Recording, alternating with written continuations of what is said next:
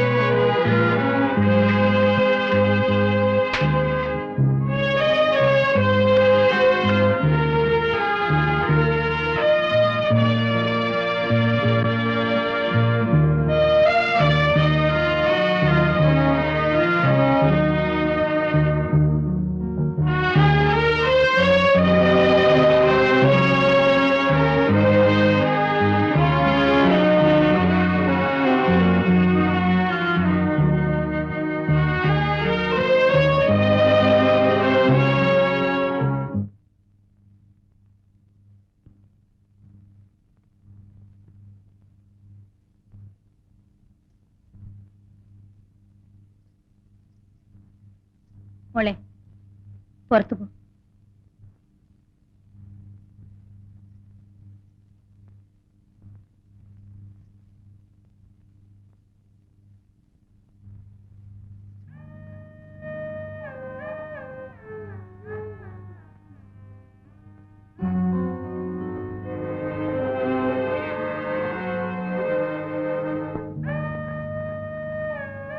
ഞാൻ പറയുന്നത് അനുസരിക്കുന്ന മോക്ക് നല്ലത്. വയ്യ മമ്മി. നിന്റെ ഭാവി നീ ഓർക്കുന്നുണ്ടോ?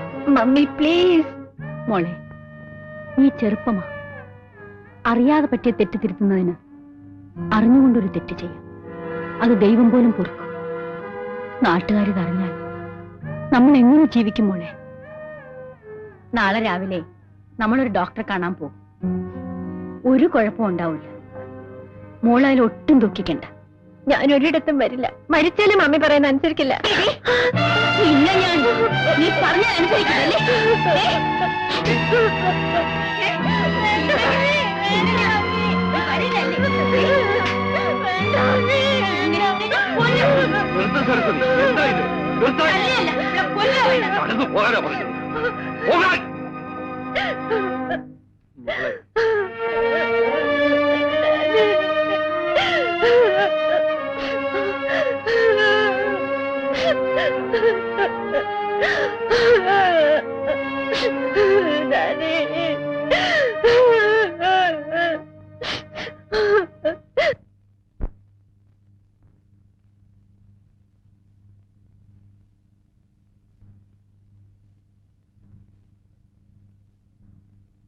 ഇത്രയും വലിയ ക്രൂരനാണ് നീയെന്ന് ഞാൻ അറിഞ്ഞിരുന്നില്ല.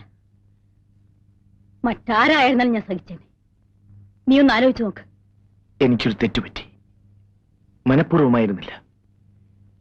ഇനിയിപ്പോ മാപ്പ് ചോദിക്കുന്നതിലും അർത്ഥമില്ല.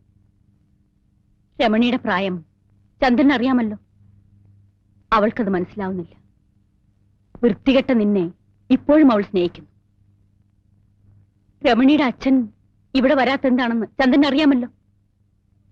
നിന്നെ അത്രയ്ക്ക് വിശ്വസിച്ച കുറ്റബോധം കൊണ്ട്. ഞാൻ എന്ത് പറഞ്ഞാലും എന്റെ തെറ്റിന് പരിഹാരമാവില്ല. അവൾ നിന്നെ മാത്രമേ വിവാഹം ചെയ്യൂന്ന് പറയുന്നു. എങ്ങോട്ടെങ്കിലും കൊണ്ടുപോയി ഒരു ഡോക്ടറെ കാണിക്കാമെന്ന് വെച്ചാൽ ആ നിമിഷം മരിക്കുമെന്ന്. ഞാനൊന്ന് പറഞ്ഞു നോക്കാം. വേണ്ട, നീ ഇനി അവളോടൊന്നും സംസാരിക്കണ്ട. ഒരു ഉപകാരം മാത്രം ചെയ്താൽ മതി. നീ അവളെ കാണരുത്. കുറച്ചുകാലം നിന്നെ കാണാതിരുന്നാൽ രമണിയുടെ മനസ്സ് മാറിയേക്കും. ശരി, ഞാൻ മാറി നിൽക്കാം.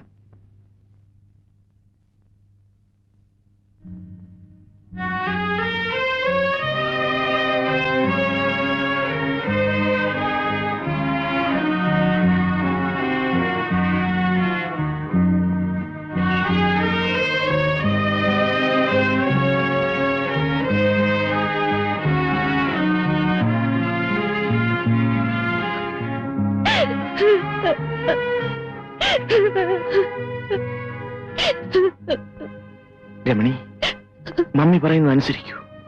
അത് മാത്രമേ ഉള്ളൂ രക്ഷ. ഞാൻ ഇവിടെ കഴിയാം, മരിക്കുന്നത് വരെ. രമണി, വീട്ടിലേക്ക് പോകൂ. ഞാൻ പറയുന്നത് കേൾക്കൂ. ഇല്ല, ഞാൻ പോയില്ല. ആര് പറഞ്ഞാലും അനുസരിക്കില്ല. ചേട്ടനെങ്കിൽ എന്നോട് ദയ കാണിക്കും.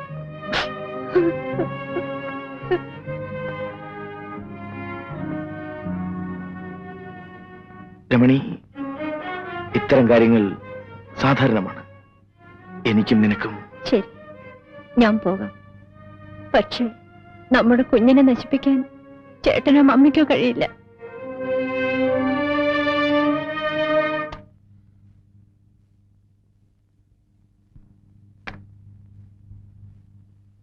എന്താ?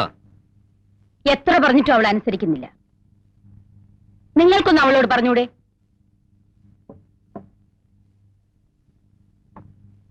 എത്ര നേരമായി തുടങ്ങിയിട്ട്? ഇനിയെങ്കിലും നിർത്തിക്കൂടെ?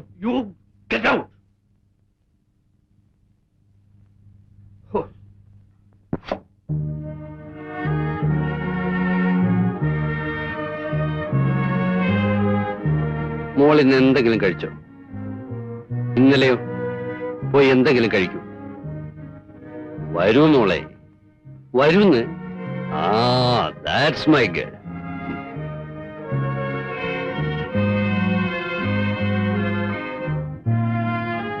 മോള് കുഞ്ഞായിരുന്നപ്പോ ഡാഡി ഉരുള ഉരുട്ടി തരുമായിരുന്നു. ഇപ്പൊ അതിന്റെ ആവശ്യമുണ്ടോ?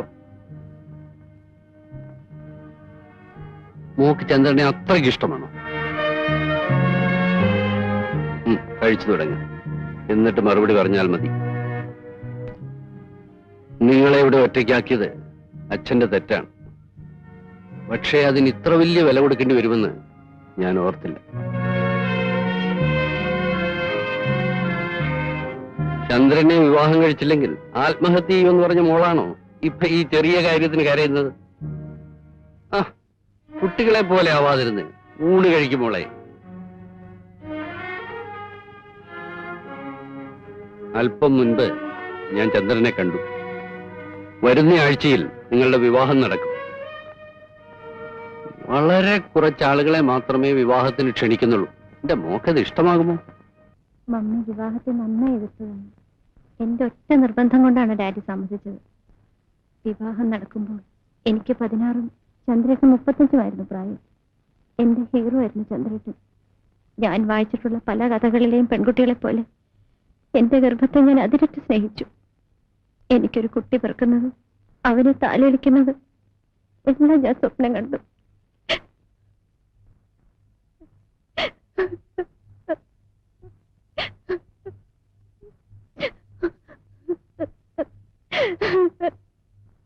Take it easy Ramani. ആദ്യ ഗർഭം അലസിപ്പോവുക എന്നത് പലർക്കും സാധാരണമാണ്. ശരീരം സൂക്ഷിക്കാത്തതുകൊണ്ടാണ് പലപ്പോഴും ഇത് സംഭവിക്കുന്നത്. അതിന് രമണി ഇവിടെ ജോലിയൊന്നും ചെയ്യാറില്ലല്ലോ ഡോക്ടർ. ഇനി ഇങ്ങനെ സംഭവിക്കാതിരിക്കാൻ ആദ്യം മുതൽക്കേ ഞാൻ ചെക്കപ്പ് ചെയ്യാം. ഞാൻ ഇറങ്ങട്ടെ. നീ എന്തിനാ ഇങ്ങനെ പേടിക്കുന്നത്? ആദ്യത്തേത് അബോർട്ടായി പോയാൽ കല്യാണം കഴിഞ്ഞ് ആർക്കും ദുഃഖം തോന്നും. പക്ഷെ ഇത്ര ചെറുപ്പത്തിലെ നീ ഇങ്ങനെ വയറുന്തി നടക്കുന്നത് കാണാൻ എനിക്കിഷ്ടമല്ല. എന്തോ അതിനുശേഷം ഞാൻ ഗർഭം ധരിച്ചിട്ടില്ല. ആ മോഹം അങ്ങനെ തളർന്നു പോയി. ചേട്ടൻ നന്നായി കുടിച്ചിരിക്കല്ലേ? ഏയ്, ഞാൻ കുടിച്ചിട്ടൊന്നും. പിന്നെന്തേ മാറുന്നത്? അരിഷ്ടം, ദശമൂല അരിഷ്ടം. എന്താ ഇത്?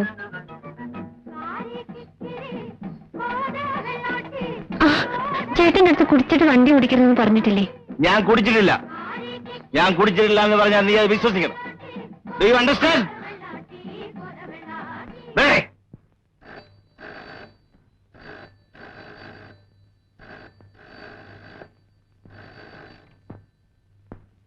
Hello, no, wrong number.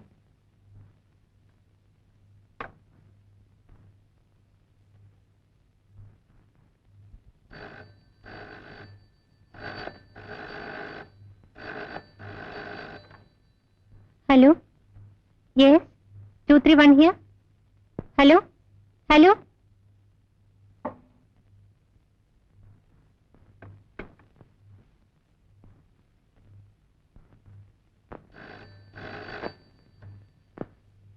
Hello, Chandran here. എന്തിനാ നീ ഇടയ്ക്കിടെ വിളിക്കുന്നത്?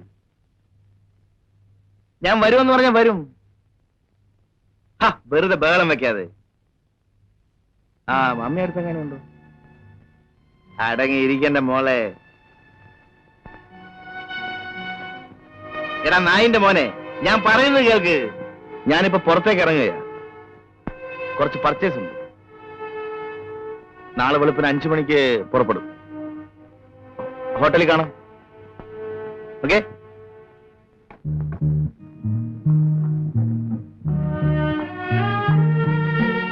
ഞാൻ കൂടെ നാളെ വരട്ടെ.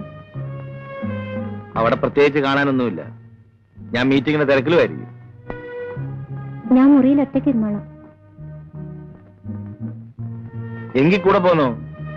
പറഞ്ഞാൽ കേൾക്കുന്ന ശീലം പണ്ടേ ഇല്ലല്ലോ. ചേട്ടന് ഇഷ്ടമില്ലെങ്കിൽ ഞാൻ വരുന്നില്ല. ജാടയൊന്നും വേണ്ട. വെളുപ്പിന് 5 മണിക്ക് ഒരുങ്ങിക്കും.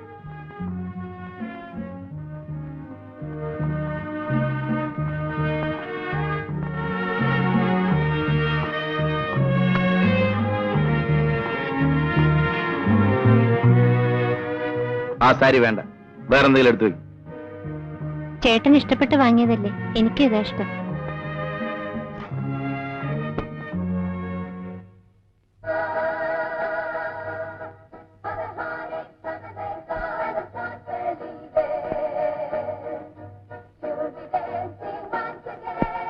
എങ്ങനെയുണ്ട്? ഹോ, ദൈവങ്ങളുടെ ഒരു ഭാഗ്യം. നമുക്ക് അവിടെ പോയി അതുപോലെ നിൽക്കാം. എങ്കിൽ വേണ്ട, മുറിക്കകത്ത് പോയി അതുപോലെ നിൽക്കാം. എപ്പോഴും ഈ വിചാരം മാത്രമേ ഉള്ളൂ.